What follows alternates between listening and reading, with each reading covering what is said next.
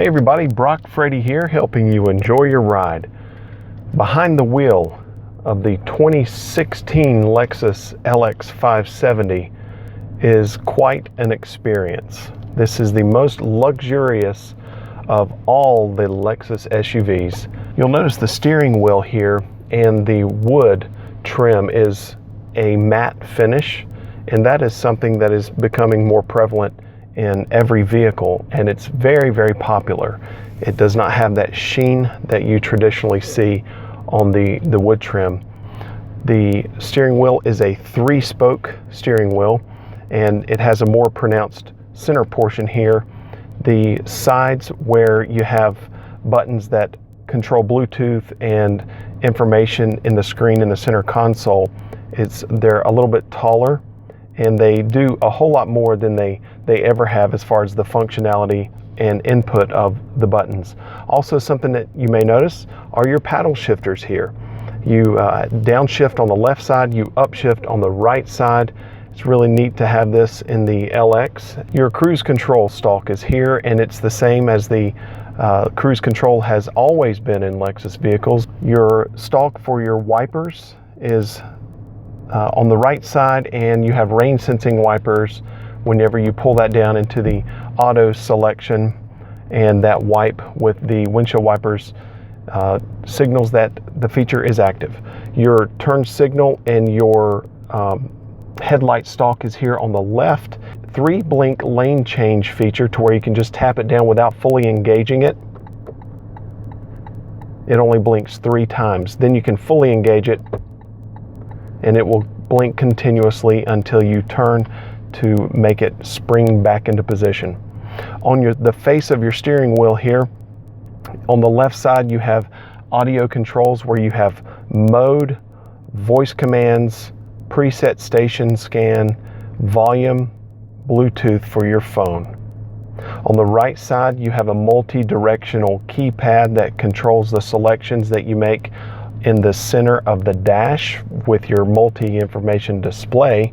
You have a back arrow, you have a pages icon, lane keep assist, lane departure warning, and the radar cruise control distance setting.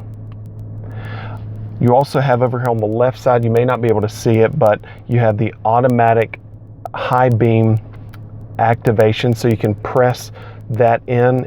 On the dash right now, I just pressed it in. It says to activate auto high beam, switch headlights to high beam. I'll take this, the headlight stalk, I'll push it forward and leave it there. That's on high beam now. So whenever the headlights cut on automatically, they're going to cut on high beam unless it senses that someone is in oncoming traffic or you have someone in front of you that's close. But if you don't have anybody around you, basically the brights are going to be on. You have headlamp washers over here on the left side as well. You have the button for your heads up display. The heads up display comes from a cutout in the dash, and it displays a hologram on the windshield. It's a full color heads up display as well. And then over here on the left side, you have something called driver seat easy exit. I just cut it off. You can look here in the tachometer, and that light that comes on beside blind spot monitor BSM, that's the driver seat easy exit. It lowers a little more to make it easier to get in and out of the vehicle. You also have a feature here that says RSCA off, and that's roll sensing curtain airbags off. That deactivates roll sensing curtain airbags in case you go 4-wheeling or you're in heavy terrain. If the vehicle is rocking back and forth, then it's going to make it so that the side impact airbags don't deploy. The benefit of that feature actually being on is that if you did go into a roll in the vehicle, then the side impact airbags are going to deploy to keep you safe. Along the left side is memory seat settings, and that's going to memorize your seat, your steering wheel, and your mirrors for up to 3 people. You also have controls here by your windows, your door locks, and your mirror controls. And you can press a button and that will manually fold the rear view mirrors in. You can also press auto, and that will make it so that the rear view mirrors fold in and out with the locking and the unlocking of all the doors. So when you approach the car, you grab the handle and open the door, the mirrors will open. When you lock the doors, they will close. Your start button is here, and you have the pre-collision system alert is the button that's over here on the right side. And whenever you press it multiple times, it is going to adjust the sensitivity of the alert system. You have 3 bars, 2 bars, 1 bar. You also have a button here that says power door off. That's for the rear door, and beside that is how you open and close the power rear door. Now it opens and closes the top section of the rear door. So it's like this, it will open that, and then you have a bottom section that's separate like that, but this just opens and closes the top section. You have 2 little buttons here, and one says view and one has a P. Whenever you press the P button on your dash, there is a green P, and that means that park assist is active. That's the sonar sensors in the bumpers that beep if you get too close to something. View stands for your wide view monitor system, and that allows you to see all around the car. On the left side, it is the view of the camera that's mounted inside the front grille, and you can see the blue lines there and there, and that indicates basically where the front of the vehicle is whenever you're trying to park it. That's the area that you need to keep it in. For example, if you're pulling up to a curb, that were a curb right there. And then here is the view from above.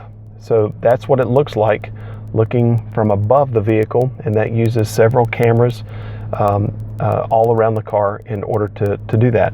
You see where it says auto right here, and you can actually set that to cut on automatically, and I can select auto, press down, and now that will cut on automatically at lower speeds.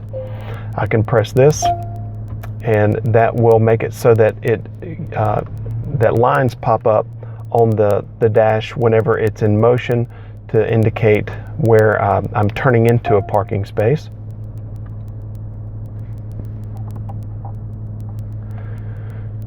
Pressing the view button a second time gives me a better perspective of the left part of the left wheel. See, I'm turning it left now and then turning it right.